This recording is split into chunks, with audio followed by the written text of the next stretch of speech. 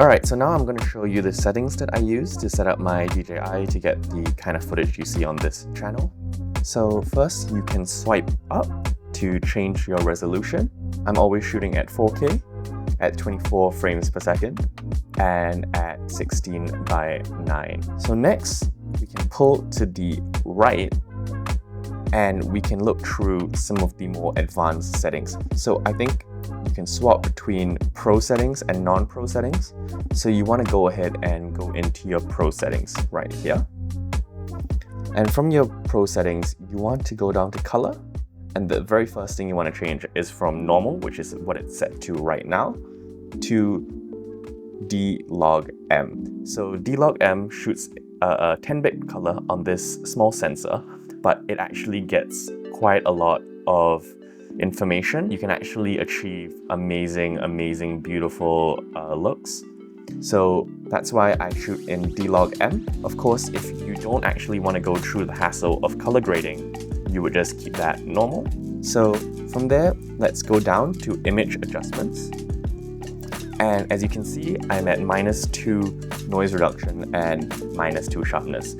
When I first bought the DJI and I first took it out for a spin, I found that the image was actually not what I liked at all. It was very sharp, very crisp, in a way that really made my skin and the subjects that I was shooting look really bad. So I found through some research online that shooting at -2 noise reduction and -2 sharpness really elevates the image quality. Next, you want to go into exposure.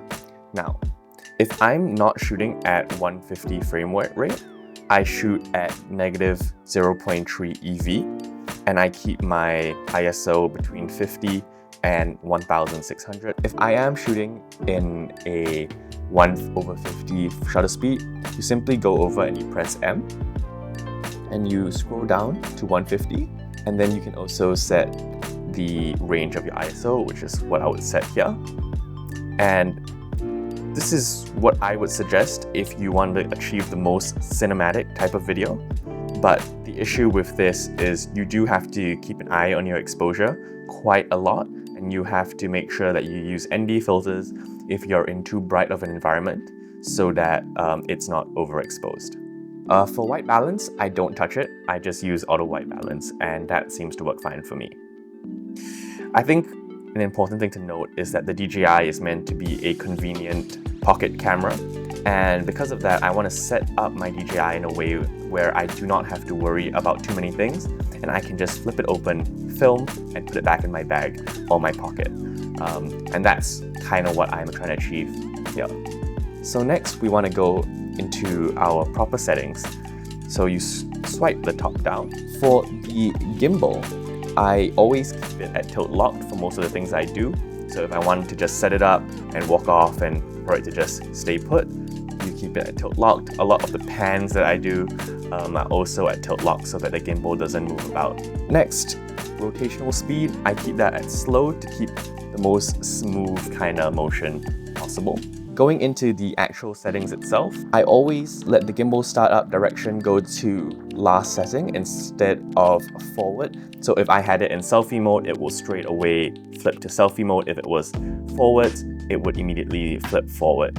And I just found that this works the best for me because usually I'll be going back to what I had it the previous time. So next we have slider control. I set this to zoom instead of gimbal, and I operate the gimbal with the joystick instead. For reference lines, I keep it on grid so that I can set up shots using the rule of thirds, make sure things are level, and it just makes for a more pleasant shooting experience and allows you to compose your shots better. Under joystick speed, I like to keep it at 4 for zoom and 2 for gimbal. For the zoom, usually I'm not trying to create cinematic zooms using the DJI. I usually would do that in post, so I would rather the zoom actually zoom in faster. But for the gimbal, I keep it at 2, so it's slow enough to still be nice and smooth, but it's not too slow that, you know, sometimes you can miss out on shots because your gimbal doesn't turn fast enough. On the front settings page, I also set my brightness to 50%. It's more than enough amount of brightness, and it also allows the battery to last a bit longer, because what I have found is actually the DJI battery does run out quite fast, and that's why the creator combo is so nice. You have the extra battery grip.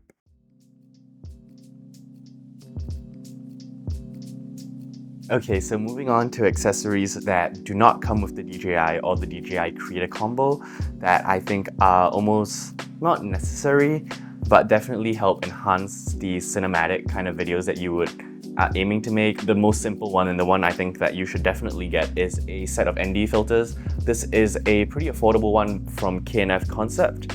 There are two VND filters, and when you put these on, the DJI can still turn off and the gimbal slides back with no issue, so it's not too thick. The only thing is that they are very thin. It's actually quite difficult to plug it on and off, which is something that is a bit annoying and sometimes does stop me from actually taking out my DJI, which is, I know, is not a good thing at all. But this is I think it's a 4-stop and then another 4 to 9 stop. So you get quite a wide range here. That's definitely more than you need. And the reason why you would be using a ND filter in the first place is so that you can maintain your 1/50 shutter speed when you are shooting at 24 frames per second, so that you can get that cinematic motion blur in your shots. Of course, if you don't actually care about that and you just want to shoot daily vlogs and you're not too fussed about how cinematic it looks, you can completely omit this part. It takes a lot of hassle out of your mind already because you don't have to worry about exposure as much. The next item, I think, is the absolute best, and like, I cannot sing praises for this enough. Small rig magic arm. And essentially, I initially bought this for my mirrorless camera, but it's actually feels a bit janky when I use it on my mirrorless camera, even though technically it can go up to 1.5 kg. Sometimes it just doesn't feel that safe. But essentially what you can do is you can unlock this and you can reposition it in different places like that, and then you can tighten it for it to tighten up. You clamp it onto something and you can put the DJI on this end here. And what that does is essentially you can clip this onto railings, you can clip it onto sort of shelves in a supermarket, in a bookstore, which is what I've done before, and allows you to get that nice symmetrical shot, or for you to set up your camera so that it can film you or film the environment in a more interesting and creative way, and shots that you probably wouldn't be able to get, or you wouldn't want to take out a whole tripod to set up a shot in the first place. It's super small, so once you fold it up like this, boom. Like, it's actually tiny. I keep this in my bag with me at all times. Whenever I bring out the DJI, this comes with me, because most of the time I'm clipping this to tables, I'm clipping this to chairs, shelves, rails, everything I can get my hands on, just to see the kind of shots I can get, even though sometimes I don't even need it. I use it as sort of like a tripod because it's so easy to set up, and sometimes I just keep the DJI on this and I carry it around and I shoot like that. It does make the profile a bit bigger, but it's a bit convenient that way.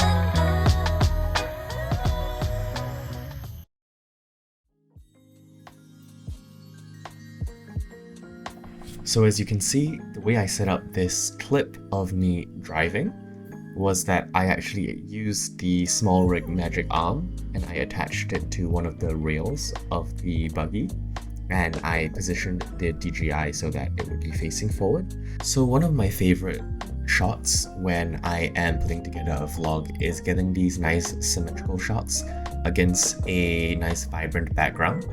And sometimes I can use a tripod, sometimes I can just put the DJI down. But a lot of times I actually have to use the magic arm just like this, attaching it to one of the rails and then positioning it so that it is parallel to the background I want to take. So right now I'm filming with the tripod stand, and I've got the DJI Mic 2 transmitter with the dead cat on.